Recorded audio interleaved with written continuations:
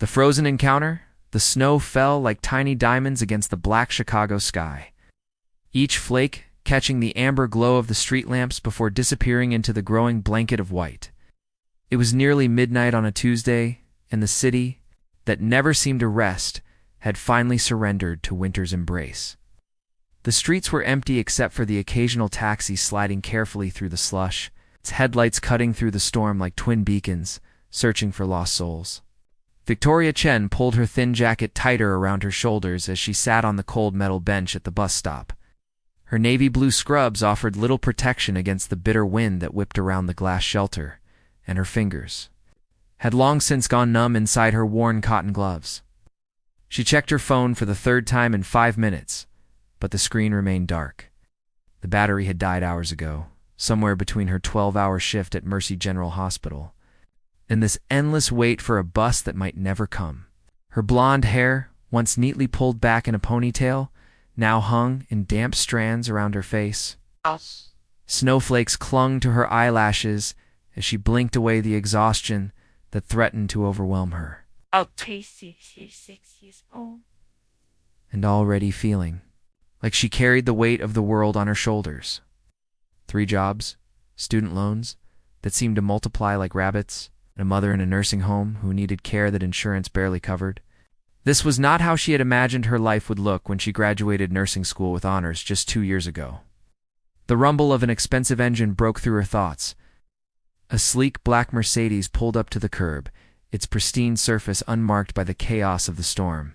The car looked like it belonged in a different universe from the one Victoria inhabited, where everything was polished and perfect and warm. She watched as the driver's side window rolled down, revealing a man who seemed to have stepped out of a magazine advertisement for success. Benjamin Cross was 32 years old and worth more money than most people could imagine. His great-grandfather had started Cross Industries with a small steel mill, and each generation had built upon that foundation until it became an empire spanning technology, real estate, and manufacturing. Benjamin himself had taken the company global, making decisions that affected thousands of employees and millions in revenue. But tonight, sitting in his heated car, watching a young woman shiver at a bus stop, none of that mattered. Her through the falling snow. There was something about the way she sat, not defeated but determined, that caught his attention. Her posture spoke of someone who had learned to endure, to push through whatever life threw at her. He recognized that quality because he had once possessed it himself. Back before success had insulated him from most of life's difficulties. "Excuse me," he called out, rolling down the passenger window. "Are you waiting for a bus?" Victoria looked up, startled. His voice was warm and cultured, the kind of voice that suggested expensive education and easy confidence. She could see him clearly now in the interior light of his car. Dark hair with just a hint of silver at the temples, sharp jawline, and eyes that seemed to hold depths she couldn't quite fathom. He wore a charcoal wool coat that probably cost more than she made in 3 months. "Yes," she replied, her voice barely audible over the wind. "But I think the buses might have stopped running because of the storm." Benjamin glanced at his dashboard. Clock. It was nearly 12:30 in the morning, and the weather reports had been predicting the worst snowstorm in 5 years. No buses would be running until morning, if then. He looked back at the young woman, noting the way she tried to make herself smaller against the cold. The determination in her eyes, even as her lips had taken on a bluish tint. "Get in," he said simply. "I'll give you a ride home." Victoria's first instinct was to refuse. Her mother had taught her never to accept rides from strangers, especially wealthy strangers who prowled the streets at midnight in cars that cost more than most people's houses. But as another gust of wind cut through her thin jacket like a knife, practical necessity overruled caution. "I don't know you," she said, but her voice lacked conviction. "I'm Benjamin," he offered. "And you're freezing to death on a street corner. Sometimes that's all the introduction we get in life." There was something honest in his tone, something that made her believe he wasn't the kind of man who collected vulnerable women like trophies. She stood up slowly, her joints stiffed from the cold, and walked around to the passenger side of the car. The moment she opened the door, blessed warmth enveloped her like an embrace. The interior of the Mercedes was everything she had expected and more. Leather seats that felt like silk, soft lighting that made everything glow with golden warmth, and the kind of quiet that only came with excellent engineering and serious money. She settled into the passenger seat with a sigh of relief, finally able to feel her fingers again as the heated air caressed her skin. "Where do you live?" Benjamin asked, pulling away from the curb with practiced ease. "Pilsen," Victoria replied, naming a neighborhood that was definitely not where someone like Benjamin would normally find himself. "But you don't have to take me all the way there. Just drop me at the next train station, and I can figure it out from there." "The trains aren't running either," he said matter-of-factly. "I'm taking you home. It's not a discussion." Victoria studied his profile as he navigated the snowy streets. Oh. There was something commanding about him, the kind of presence that suggested he was used to making decisions and having them followed without question. But there was gentleness, too, in the way he adjusted the temperature when he noticed she was still shivering. In the careful way he drove to avoid the worst. "Of the slush. What were you doing out so late?" he asked after they had driven in comfortable silence for several minutes. "Working," Victoria replied. "I'm a nurse at Mercy General. We're short-staffed tonight, and I volunteered to stay late to help with the emergency cases." The storm brought in a lot of accidents and hypothermia cases. Benjamin glanced at her. "With new respect, you stayed late to help other people, and then you got stuck in the storm yourself." "It happens," Victoria said, with a shrug that suggested this was far from the first time. "The city doesn't stop needing medical care just because the weather gets bad. What about your family? Weren't they worried about you?" Victoria was quiet for a moment, watching the snow swirl in the car's headlights. "My mom is in a care facility, early onset Alzheimer's. She probably doesn't remember that I have a job, let alone worry about me coming home late." The simple honesty of her statement hit Benjamin like a physical blow. Here was a woman who spent her days caring for strangers and her nights worrying about a mother who might not even recognize her, and she spoke about it without self-pity or complaint. It was a kind of strength he had rarely encountered in his world of corporate politics and calculated relationships. They pulled up in front of a modest apartment building in Pilsen, the kind of place where people worked hard just to make ends meet. The snow had piled up against the front steps, and several of the building's windows showed the telltale flicker of candles, suggesting power outages were affecting the area. "This is me," Victoria said, reaching for the door handle. But Benjamin's voice stopped her. "Wait." He turned to face her fully for the first time since she had gotten in the car. "I know this might sound strange, but would you like to get coffee? Sometime maybe when there isn't a blizzard trying to kill us?" Victoria blinked in surprise. In all her years of struggling to make ends meet, of choosing between groceries and gas money, of watching other people live the kinds of lives she could only dream about, no one like Benjamin Cross had ever asked her out for coffee. She was used to being invisible to people like him, part of the background that kept their world running smoothly. "I don't even know your last name," she said softly. "Cross," he replied. "Benjamin Cross. And I'd really like to know yours." "Victoria Chen," she said, and when she smiled, Benjamin felt something shift in his chest, like a locked door finally, opening after years of being sealed shut. "So, coffee, Victoria Chen?" She looked at him for a long moment, taking in the genuine interest in his eyes. The way he had asked rather than assumed, the fact that he had driven her home without expecting anything in return. In her experience, men who looked like Benjamin Cross and drove cars like his Mercedes usually wanted something from women like her. But there was something different about him, something that made her want to take a chance. "Coffee sounds nice," she said finally, and the smile that spread across Benjamin's face was worth every moment of cold she had endured at that bus stop. As she walked up the snow-covered steps to her apartment building, Victoria Chen had the idea that she had just met the man who would change everything about her life. And as Benjamin Cross drove away through the falling snow, found himself thinking about golden hair and blue eyes, and the kind of courage it took to care for others when the world had given you every reason to be selfish.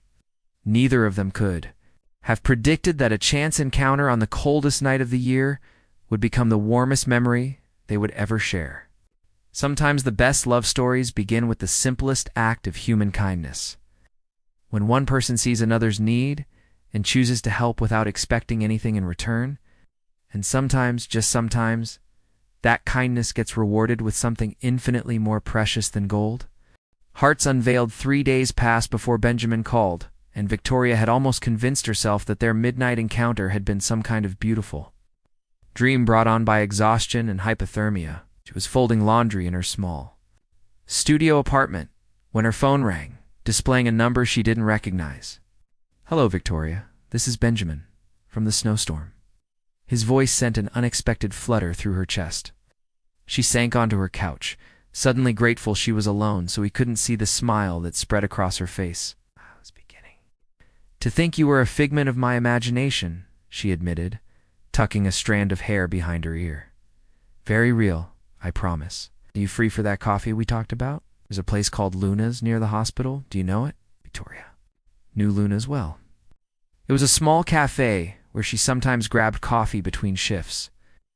The kind of place where the baristas knew your order and the owner's grandmother made pastries that could heal broken hearts. It was also definitely not the kind of place where someone like Benjamin would normally spend time. "I know it," she said. "Are you sure that's where you want to go?" "It's not exactly ... fancy." "Perfect," Benjamin replied, and she could hear the smile in his voice. "Fancy is overrated. How about tomorrow evening? 7 o'clock. After hanging up, Victoria stared at her reflection in the bathroom mirror. She had exactly one dress that wasn't scrubs or pajamas, a simple black number she had bought for her. Nursing school graduation would have to do. The next evening, Benjamin arrived at Luna's 10 minutes early, choosing a corner table where he could watch the door. He had traded his usual tailored suits for dark jeans and a navy sweater, but he still looked like he had stepped out of a magazine. Several patrons glanced his way with obvious curiosity, unused to seeing someone quite so polished in their neighborhood. When Victoria walked through the door, Benjamin felt his breath catch. She wore the black dress with simple elegance, her hair falling in soft waves around her shoulders. But it was the way she carried herself that truly captivated him. With a quiet confidence that had nothing to do with designer clothes or expensive accessories. "You look beautiful," he said as she approached the table. Rising to pull out her chair, Victoria blushed, unused to such gallant gestures. "Thank you. You clean up pretty well yourself." They ordered coffee and shared a slice of Mrs. Garcia's famous apple pie, falling into conversation as naturally as if they had known each other for years. Benjamin asked about her work.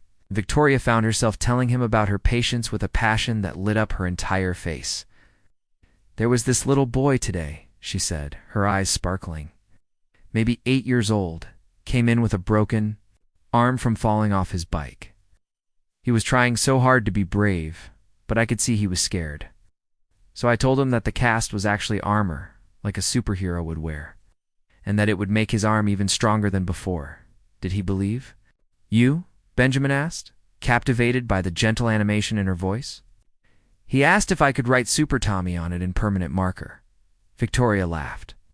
By the time he left, he was convinced he had the coolest injury in his entire class. Benjamin found himself hanging on her every word, struck by how naturally compassion seemed to flow from her.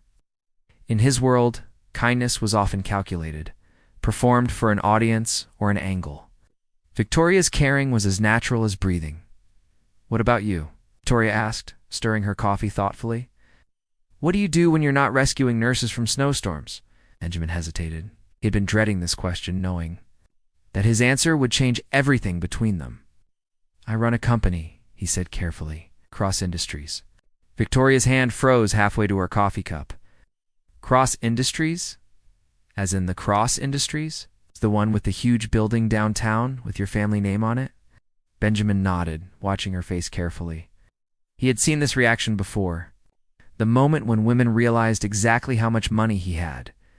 Sometimes they became calculating, their eyes lighting up with dollar signs.